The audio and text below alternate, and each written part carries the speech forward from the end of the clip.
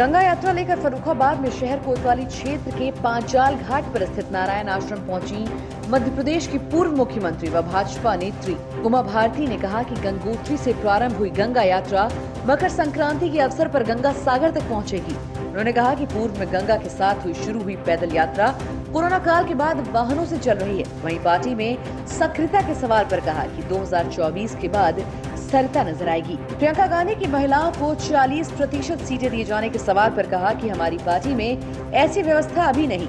2017 के चुनाव में कांग्रेस की तरह 2022 के चुनाव में सपा बसपा का भी वही हाल यूपी में होगा। कानून व्यवस्था के सवाल पर कहा कि अब तत्काल कार्रवाई होती है।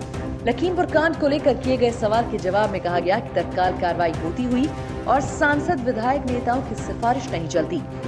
महाराष्ट्र में हुए ड्रग मामले पर बोलते हुए कहा कि दामाद के पकड़े जाने पर उसे बचाने को ड्रग माफिया सक्रिय हुआ। एनसीबी के जांच अधिकारी की जाति को आज मीडिया के सामने प्रेस कॉन्फ्रेंस में बताया गया। उनकी नौकरी के कागजातों को सामने पेश किया गया। आज मीडिया को क्यों बताई गई 6 महीने पहले क्यों नहीं बताई गई, सारे प्रमाण पत्र जुटाए गए। इसका मतलब है ड्रग माफिया को संरक्षण देना है, ध्यान बटाना है। ड्रग माफिया को सत्ता में बैठे लोग संरक्षण दे रहे हैं। मीडिया व जनता से अपील की कि ड्रग माफिया पर फोकस करे, जिससे भारत से ड्रग माफिया से मुक्ति मिले। वो जिसको जो सीटें देना है दें, वोट तो जनता को देना है ना, बात सीट देने की नहीं है ना, बात तो वोट देने की है। उत्तर प्रदेश के जो हालात बने उसमें जो हालत कांग्रेस की हो चुकी है 2017 की विधानसभा में, वही हालत अब सपा बसपा की होगी। ये तीनों पार्टियां अपनी ही करतूतों की सजा पाएंगी। इनने जितने हल्केपन से लिया अपनी जिम्मेवारियों को, कांग्रेस को तो बहुत लंबा मौका मिला, फिर बसपा को एक बार क्लियर मेजोरिटी दी इस प्रदेश की जनता ने, फिर सपा को भी एक बार क्लियर मेजोरिटी दी। इन्होंने पूरी तरह से सत्ता का दुरुपयोग किया, धन उगाही के लिए, अपराधों के बोलबाला के लिए। इसलिए और कांग्रेस में तो दोनों ही चीज़ें एक साथ थी। सपा और बसपा के जो दुर्गुण थे वो कांग्रेस में मौजूद थे, इसलिए कांग्रेस नष्ट हुई थी। इसलिए ये जितने भी उपाय आजमा लें, जो कलम शाह कह गए हैं कि उत्तर प्रदेश में पहले से ज़्यादा सीटों से विजय होगी, बिल्कुल ठीक बोल गए हैं। प्रतिज्ञा ले रही है इस बार, तो वो शपथ ले रही है प्रतिज्ञा, प्रियंका गांधी।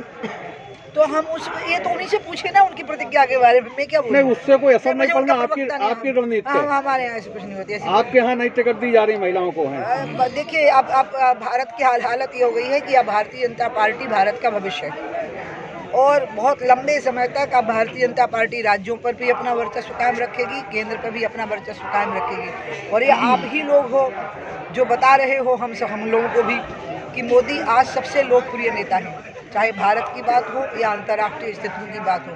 और ये भगवान की दया से बहुत सुखद संयोग हुआ है कि जिस समय पर देश को अत्यधिक आवश्यकता थी एक बहुत मजबूत नेतृत्व की, तो मोदी जी जैसा नेतृत्व देश को मिला। उन्हीं के कारण पूरे देश का माहौल बदला। फिर कानून व्यवस्था पर उंगली उठती है, लखीमपुर जैसे घटनाएं हो जाती हैं, लेकिन कार्रवाई भी तुरंत होती है, कोई कोताही नहीं बरती जाती है कार्रवाई करने में। किसी भी अपराधी को पकड़ने के लिए कोई एमएलए एमपी मिनिस्टर का दबाव काम नहीं करता है। जो स्थिति बम्बई में बनी वो यहाँ नहीं बन सकती है। जिस प्रकार से जो स्वयं संदेह के घेरे में है, जिसका दामाद पकड़ा गया। फर्रुखाबाद से दस्तक टाइम्स के लिए दिलीप कटियार की रिपोर्ट। ताजा तरीन खबरों के लिए सब्सक्राइब करना ना भूलें दस्तक टाइम्स। बेल आइकन दबाकर पाएं देश विदेश की लेटेस्ट खबरों की नोटिफिकेशन।